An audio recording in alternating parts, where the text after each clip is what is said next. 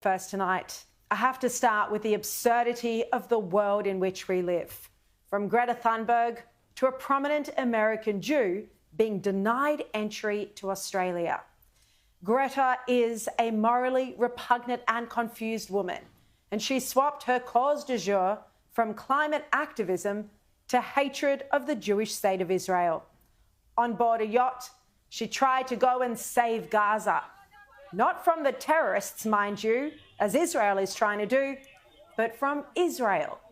And when she was stopped and given a sandwich, she released a video claiming she'd been kidnapped. I mean, the absurdity of this spectacle and the associated media coverage is difficult to stomach, and I wanted to ignore it, as I have done for most of the past week.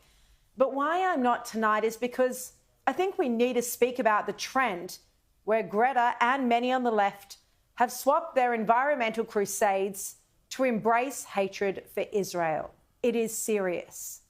Yes, the Greta show is amusing in the way it is when a 2-year-old throws a spectacular tantrum in a crowded airport and you can only shrug your shoulders and laugh. But the fact that so many on the left are turning hatred of Israel into a fashionable cause is alarming, and as a Jew, dangerously frightening. Global warming protests abandoned, replaced by supporting Hamas, who as recently as last month killed a young protester similar to Greta. Climate action is now forgotten and hatred of Zionists embraced.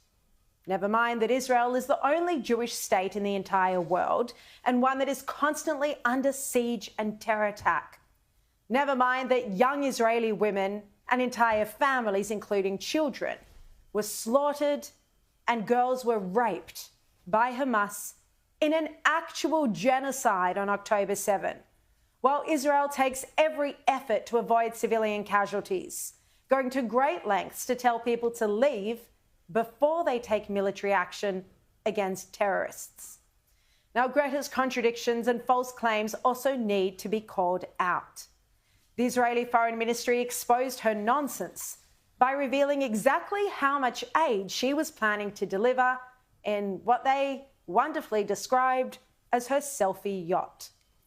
They said while Greta and others attempted to stage a media provocation whose sole purpose was to gain publicity, and which included less than a single truckload of aid, more than 1,200 aid trucks have entered Gaza from Israel within the past 2 weeks. And in addition, the Gaza Humanitarian Foundation has distributed close to 11 million meals directly to civilians in Gaza.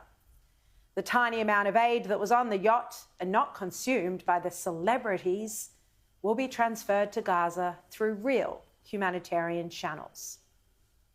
Now, you've probably seen today the headlines in the media that Greta claimed she'd been kidnapped.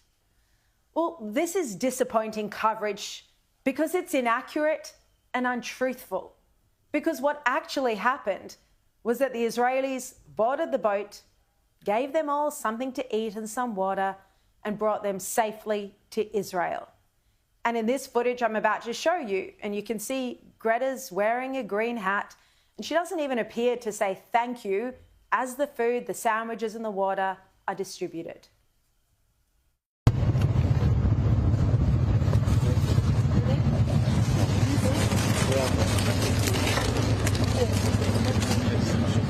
Where is he?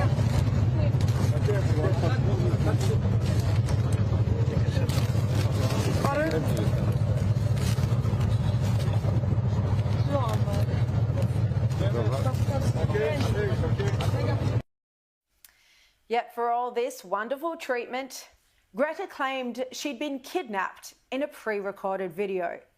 So she assumed she was going to be kidnapped. She didn't bother to wait for the facts to play out. My name is Greta Thunberg and I am from Sweden. If you see this video, we have been intercepted and kidnapped in international waters by the Israeli occupational forces or forces that support Israel. I urge all my friends, family and comrades to put pressure on the Swedish government to release me and the others as soon as possible. Absurd nonsense. And all of this after Hamas declared war on Israel and still refuses to give back hostages who actually were kidnapped, who Greta appears not to care about at all. And when it was one thing for the left-wing politicians and the media to applaud her when she first came to prominence as a schoolgirl who was skipping class. But now she's a 22-year-old woman who should know better. And in a stroke of genius, Israeli Defense Minister Israel Katz says he'll make Greta and co. watch the 45-minute screening of the October 7 massacre before they're sent back to their home countries. And maybe they'll learn something if they actually have the decency to watch it. But this entire saga and the Free Palestine movement behind it has abandoned rationality and embraced the absurd. Some former child activist ignoring the actual terrorists who raped women and who couldn't care less about her pet cause of climate change as they spend billions firing weapons at civilians in Israel. Now, columnist and regular guest on this program, Brendan O'Neill, had some fun with this in an article. He described it as sanctimony on the high seas and ocean-going virtue signalling, and he says it's an entirely self-serving stunt masquerading as an act of charity. He writes as they take selfies of themselves sobbing into their keffiyehs over what a uniquely barbarous nation Israel is. Israel is literally saving Palestinian lives. They do moral pantomime for likes and clicks. Israel does actual aid with very little thanks. And as Brendan rightly points out, Israel is feeding Gaza. On Thursday alone, 1.4 million meals were distributed in Gaza.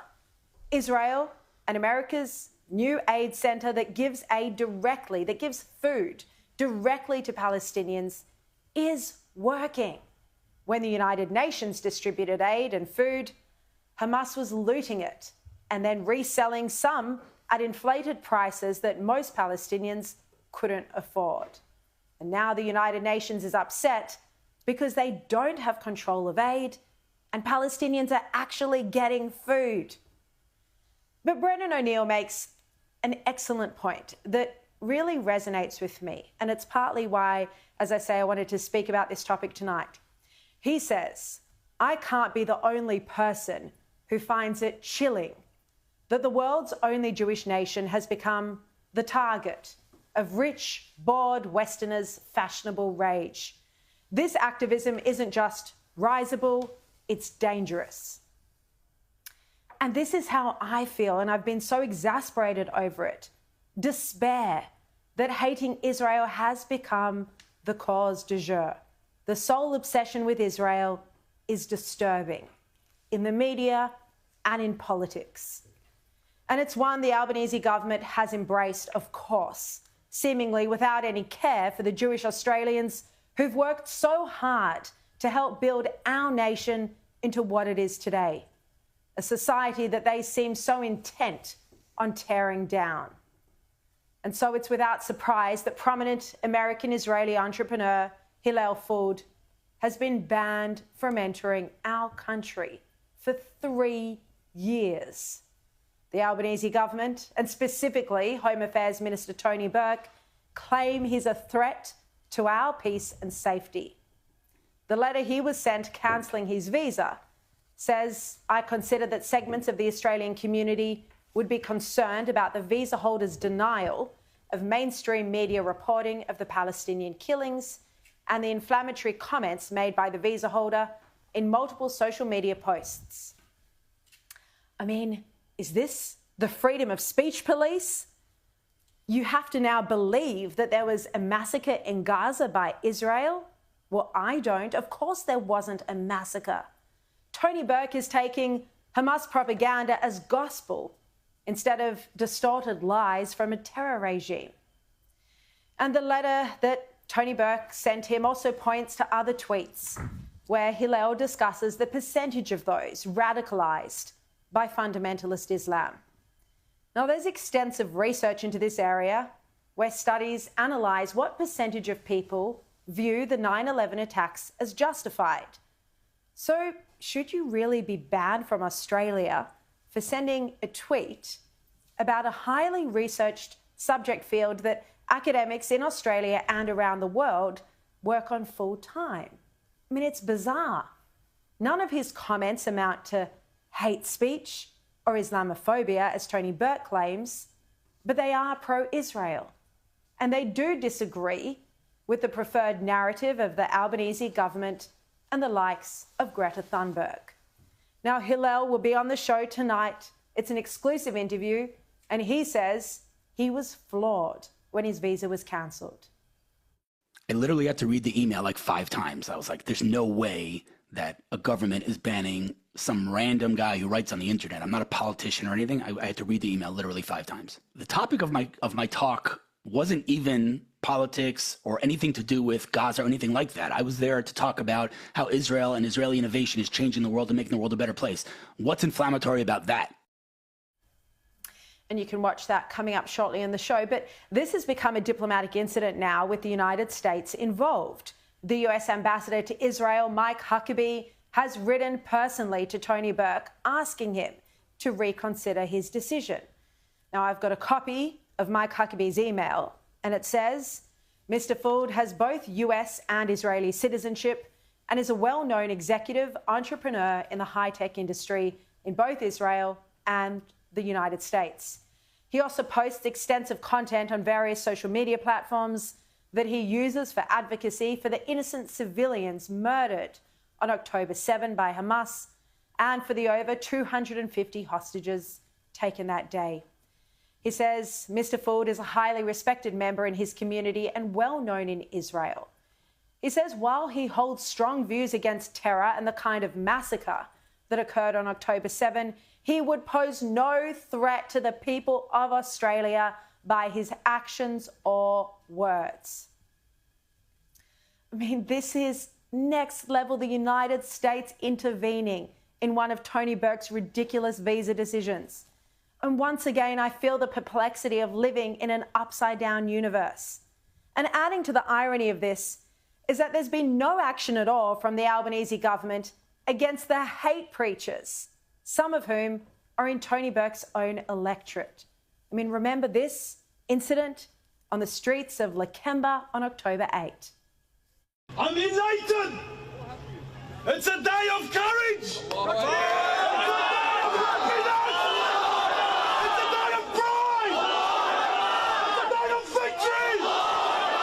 This is the day we've been waiting for!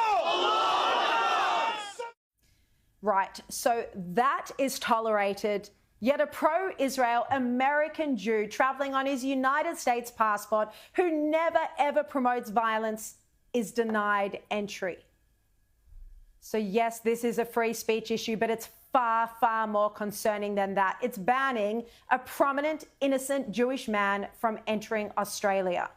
It seems to me, and to so many Australian Jews that I know, that this Albanese government is presiding over a terrifying period of racism and anti-Semitism. This visa decision, which is as frightening as it is baffling, does nothing to help the impression that the government is no friend of Israel and no friend of Jews. And at least now, the whole world knows exactly what we're dealing with.